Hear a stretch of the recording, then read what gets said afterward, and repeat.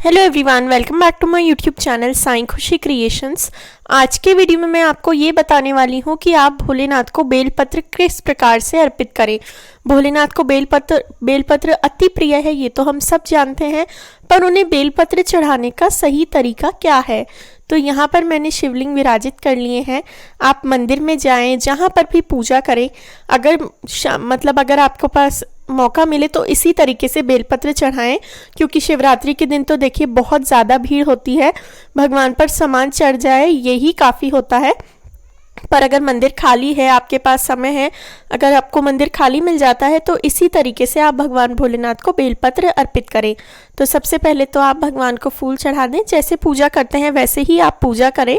और बेलपत्र किस प्रकार चढ़ाना है वो मैं आपको बताऊंगी।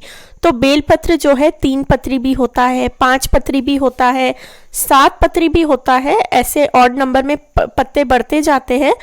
तो मोस्ट कॉमन तो 3 पत्री वाला बेलपत्र ही हम सबको मिल पाता है। सबसे पहले तो आपको ये ध्यान रखना है कि जो बेलपत्र है उसमें तीनों पत्ते होने चाहिए।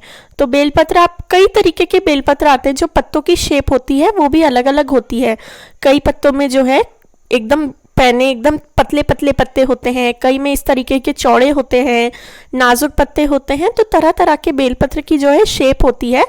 पर बेलपत्र के पेड़ की ये पहचान है कि पेड़ पर कांटे भी होते हैं और पत्ते जो हैं ऐसे 3 पत्री के रूप में लगे होते हैं। तो ये देखिए, पत्ते जो है वो टूटे कटे नहीं होने चाहिए, तीनों पत्ती एक साथ जुड़ी हुई होनी चाहिए और पत्ते जो है फटे हुए टूटे हुए नहीं होने चाहिए।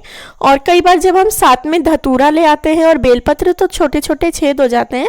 तो वो कोई बात नहीं अगर धतूरे से हो जाए तो, पर अगर कीड़े के खाने से छेद हुए हैं तो वो पत्ते आपको नहीं लेने हैं। तो इस तरीके से पत्ते लाकर आपको उन्हें अच्छे से साफ कर लेना है। और साफ करने के बाद जब भी आप बेलपत्र के पेड़ पर से पत्ते तोड़ें तो सबसे पहले पेड़ को प्रणाम करें कि हे प्रभु, हम आपके पेड़ पर से पत्ते तोड़ रहे हैं, हमें आप क्षमा करें और हम ये भोलेनाथ की पूजा के लिए ले रहे हैं। किसी भी पेड़ से आप कुछ भी लें, उनमें भी प्राण होते हैं, सिर्फ बेलपत्र ही नहीं, फल भी आप तोड़ें तो पेड़ से ज़रूर माफ़ी मांगें। तो इस तरीके से मैंने बेलपत्र पर चंदन लगा लिया है। और अब जलहरी का जहाँ मुख है उस तरफ मुख कर हमें हमारे बेलपत्र की डंडी रखनी है।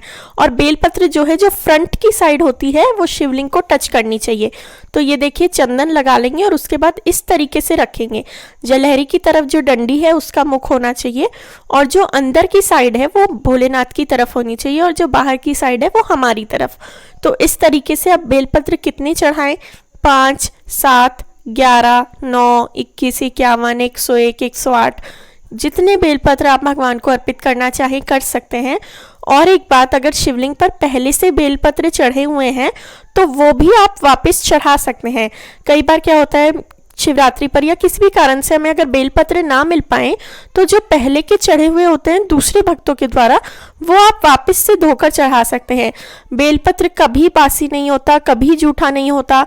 आज चढ़ाया हुआ बेलपत्र आप कल वापस भी चढ़ा सकते हैं। बेलपत्र अमर माना गया है, बेलपत्र कभी बासी नहीं होता। तो अगर किसी और ने भी चढ़ाया है तो वो आप वापस चढ़ा सकते हैं, वो नया चढ़ाया हुआ पत्ता ही माना जाएगा। तो इस तरीके से आप बेलपत्र कभी भी कितनी भी बार अर्पित कर सकते हैं, वो कभी बासी नहीं होगा। और साथ ही साथ अगर पहले से चढ़ाया हुआ बेलपत्र है तो वो अपने घर पर प्रसाद के रूप में आप एक बेलपत्र ला भी सकते हैं, भोलेनाथ के प्रसाद के रूप में। तो अगर आपको वीडियो अच्छा लगा हो तो वीडियो को लाइक करें। मेरे चैनल साईं खुशी क्रिएशंस को ऐसे और वीडियोस के लिए ज़रूर से सब्सक्राइब करें। Thank you very much for watching. Please like, share, subscribe. Thank you.